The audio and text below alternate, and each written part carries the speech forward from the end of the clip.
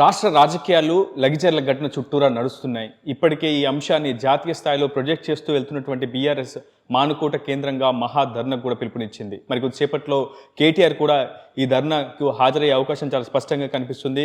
గతంలో అనుమతులు ఇవ్వకుండా పోలీసులు ఆంక్షలు విధించడం పట్ల బీఆర్ఎస్ ఆందోళన నిరసన బాట కూడా పట్టింది. హైకోర్టులో కూడా పిటిషన్ దాఖలు చేసి మొత్తానికైతే అనుమతులు సంపాదించుకుంది.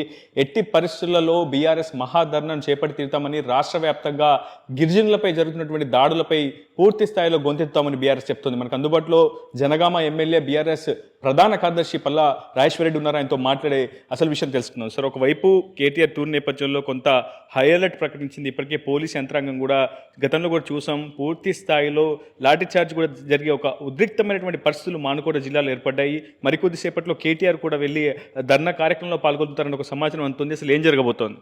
కోటలో భారత రాష్ట్ర సమితి నాయకత్వంలో తలపెట్టిన ధర్నా కార్యక్రమం ఏముందో దానికి ఇప్పటికే ఈ ప్రభుత్వం భయపడి మేము పర్మిషన్ ఇస్తామని చెప్పేసి వెనక్కి తీసుకోవడం జరిగింది. ఇలా హైకోర్టు ద్వారా పర్మిషన్ తీసుకోవడం జరిగింది. మేము ఏమన్నాం, మహబూబాబాద్ సెంటర్, మహబూబాబాద్ జిల్లా మేము ఏర్పాటు చేసిన తర్వాత మహబూబాబాద్ జిల్లాలో ఉండే మొత్తం ప్రజానీకంలో 45% గిరిజనులు ఉంటారు. ఎంపీ కానీ, 2 ఎమ్మెల్యేస్ కానీ, మహబూబాబాద్ కానీ, లేక ఇల్లందు కానీ, ఇటువైపు డోర్నకల్ కానీ, ఇక్కడ ఉండే అనేక మంది కూడా తామందరూ కూడా సానుభూతితో వాళ్ళందరికీ కూడా సంఘీభావం తెలియజేయాలనే భావంతో ఉన్నారు. లగచెర్లలో ఉండే 5 తండాలు, లగచెర్లతో పాటు ఉన్న రోటి తండా, చాలా ఆ తండాలు మొత్తాన్ని కూడా ఇవాళ వాళ్ళందరికీ ఆ భూమి మాత్రమే ఆధారంగా ఉన్నది. వాళ్ళ మీద చేసిన దాడి భారతదేశంలో ఇంతకుముందు ఏ ప్రభుత్వాలు కూడా ఇంతగా దాడి చేయలే. వాళ్ళ భూములు కొంచుకోవడానికని చెప్పేసి ఫార్మా విలేజ్ పేరు మీద నోటిఫికేషన్ ఇవ్వడం, 9 నెలలుగా ధర్నాలు జరుగుతున్నాయి, ప్రదర్శనలు జరుగుతున్నాయి, ఆందోళనలు జరుగుతున్నాయి. వాటికి చివరిగా మొన్న అధికారులను కూడా వాళ్ళు బయటికి వెళ్ళగొట్టడం జరిగింది. ఆ తదనంతరం జరిగిన విధ్వంసం అనేది ప్రతి ఇంట్లో కూడా తలుపు పెట్టి మగవాళ్ళందరినీ కూడా తీసుకెళ్ళి అక్కడున్న ఆడవాళ్ళందరినీ కూడా వాళ్ళ మీద అరాచకాలు చేసిండ్రు. ఇంతటి అకృత్యాలు ఎప్పుడు ఎవరు చేయలే. స్వతంత్ర భారతదేశంలో మొట్టమొదటిసారి ఒక మొత్తం 5 ఊర్ల మీద, ఒకరి మీద ఇద్దరి మీద కాదు, 5 ఊర్ల మీద మొత్తం మీద పడి ఇష్టం వచ్చినట్టు పోలీసులు, వందలాది మంది పోలీసులు చీకట్లో మొత్తం కూడా ప్రతి ఇంటి మీద పడి వాళ్ళ అకృత్యాలు చేయడం అనేది. లగిచెర్ల ఘటనను బీఆర్ఎస్ ఒక రాజకీయ అస్త్రంగా మలుచుకుంటుంది. ఒక చిన్న మారుమూల తండాలు జరిగినటువంటి అంశాన్ని ఎందుకు రాష్ట్ర వ్యాప్తంగా జాతీయ స్థాయిలో అదే అంశాన్ని ఎందుకు కోట్ చేస్తూ బీఆర్ఎస్ ముందుకు వెళ్తుంది? లంబాడీలను కాంగ్రెస్ పార్టీకి దూరం చేసే ఒక కుట్రలో భాగంగానే బీఆర్ఎస్ ఇటువంటి పన్నాగాలు పన్నుతుందని కాంగ్రెస్ నేతలు చెప్తున్నారు. అక్కడ రైతులు, గిరిజనులు, అమాయక గిరిజనులు వాళ్ళ యొక్క భూమి పోతుందంటే 40 లక్షల నుండి 50 లక్షల విలువ చేసే భూమిని ఇవాళ 10 లక్షలు 12 లక్షలు ఇచ్చి మేము ఇస్తామని చెప్పేసానంటే ఏ రైతు కూడా ముందుకు రావట్లే. మొదటిది. రెండోది, వాళ్ళకి ఇవాళ ఆధారం మొత్తం కూడా దాని మీదనే ఉన్నది. మూడో అంశం, ఇవాళ 50 లక్షలు చేసేదాన్ని 10 లక్షలకి ఏమంటే ఉన్న 2 ఎకరాలు 3 ఎకరాలు వదులుకోవడానికి ప్రాణమైన ఇస్తామని మేము ఇవ్వమని చెప్పేసాను అంటున్నారు. నేను ఎన్హెచ్ఆర్సీ పోయింది, నేషనల్ హ్యూమన్ రైట్స్ కమిషన్, వామపక్షాల కమిటీ పోయింది, అదేవిధంగా మిగతా ఎవరైతే ఉన్నాయో అనేక కమిటీలు పోయినాయి. ప్రతి కమిటీ ముందు వాళ్ళు ఒకటే మాట చెప్పాను, వాళ్ళు ఏదైనా పెట్టనేయండి, ఈ ఫార్మాసిటీ వల్ల మాకు వచ్చే మొత్తం మీద మా భూములు పోవడమే కాకుండా ఈ ప్రాంతం మొత్తం కూడా పొల్యూషన్ వస్తుంది కాబట్టి మేము ఎట్టి పరిస్థితుల్లో ఇవ్వము అని నికార్సుగా మొత్తం తెగేసి చెప్తున్నారు.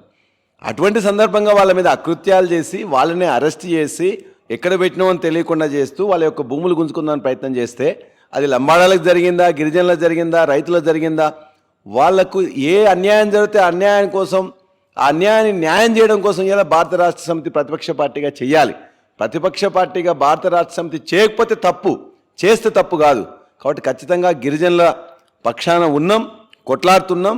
ఇవాళ పార్టీలకు అతీతంగా మొత్తం ఆ 5 తండాలు, అది చిన్నదేదో ప్రాంతం కాదు, 5 తండాలు 5 గ్రామాలలో దరిదాపుగా 3,000 ఎకరాల భూమి, 3,000 ఎకరాల భూమి, దరిదాపుగా ఒక 1,200 కుటుంబాలు, 3,000 ఎకరాల భూమి, 5 తండాలు మొత్తం కూడా ఇలా పేద గిరిజనులకు సంబంధించిన భూమి వాళ్ళకి దక్కాలని చెప్పడంలో తప్పుందా?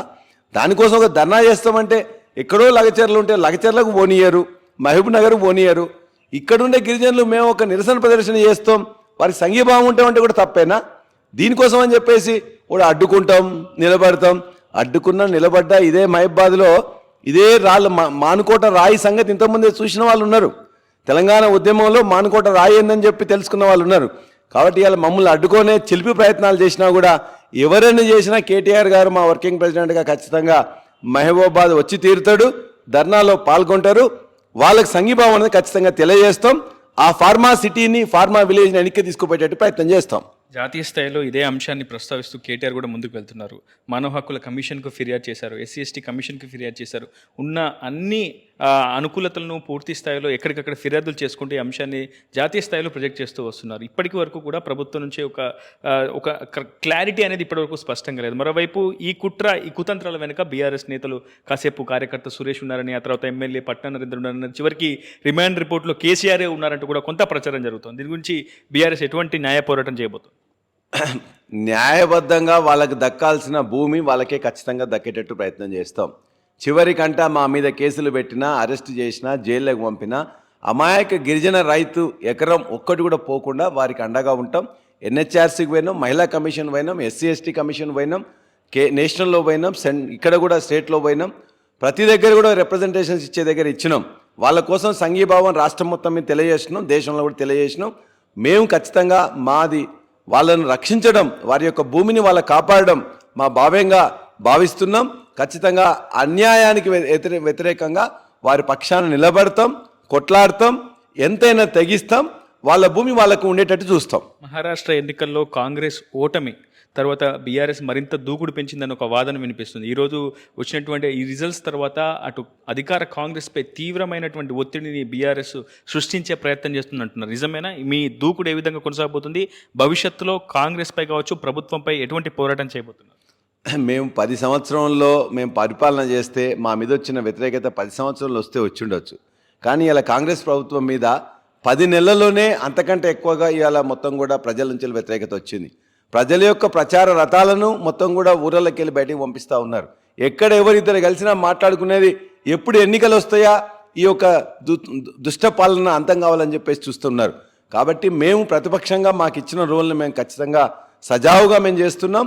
అది లగచర్ల సంఘటన కావచ్చు, హైడ్రా, అదేవిధంగా మూసి పరిరక్షణ పేరు మీద, మూసి సుందరీకరణ పేరు మీద మొత్తం వాళ్ళందరికీ కులగొట్టడం కావచ్చు, రైతు బంధు ఇవ్వకపోవడం కావచ్చు, రైతు బీమాని మిగతా వాళ్ళ ఎవరికైతే ఇస్తున్నారో ఇవ్వకపోవడం కావచ్చు, ఇవాళ పంటను ఎంఎస్పి ఇస్తానని చెప్పేసి పత్తికి కానీ వడ్లకు కానీ ఇవ్వకపోవడం కావచ్చు, అది వ్యవసాయదారుల సమస్య అయినా, గిరిజనుల భూసేకరణ సమస్య అయినా, లేకపోతే ఇళ్ళ కూలగొట్టిన సమస్య అయినా 10 నెలల్లో ఇవాళ ప్రజల ముందు ప్రజలతో పాటు ఉన్నాం, ప్రజలతో పాటే ఉంటాం.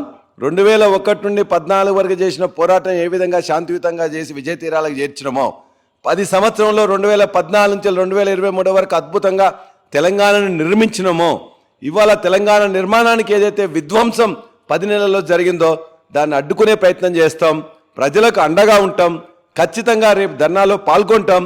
రేపొద్దున అది వెనక్కి తీసుకునే వరకు, ఫార్మా విలేజ్ని కొడంగల్ నుంచి వెనక్కి తీసుకునే వరకు మా పోరాటం కొనసాగుతుంది.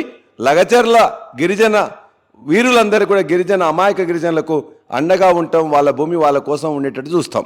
మొత్తంగా లగచర్ల గిరిజన రైతాంగ మహిళలకు మద్దతుగా సంఘీభావంగా తమ ఆందోళనను కొనసాగిస్తామని, ప్రభుత్వ పాశవిక నిర్ణయాలపై తమ గొంతెత్తుతామని చెప్తున్నారు బీఆర్ఎస్ రాష్ట్ర ప్రధాన కార్యదర్శి జనగం ఎమ్మెల్యే పల్లా రాజేశ్వర్ రెడ్డి. ఏది ఏమైనా ఎవరు ఎన్ని కుట్రలు కుతంత్రాలు చేసినా ఖచ్చితంగా బీఆర్ఎస్ మహాధర్నాన్ని విజయవంతం చేస్తామని చెప్తున్నారు. కార్యక్రమానికి బీఆర్ఎస్ శ్రేణులు కూడా పెద్ద ఎత్తున తరలిరావాలని పిలుపునిస్తున్నారు పల్లా రాజేశ్వర్ రెడ్డి. ఇది video reporter Uday RTV Khammam నుంచి. మరిన్ని వీడియోస్ కోసం ఛానల్ ని సబ్స్క్రైబ్ చేయండి. లేటెస్ట్ అప్డేట్స్ కోసం వాట్సాప్ ఛానల్ ని ఫాలో అవ్వండి. అండ్ లింక్ డిస్క్రిప్షన్ లో ఉంది.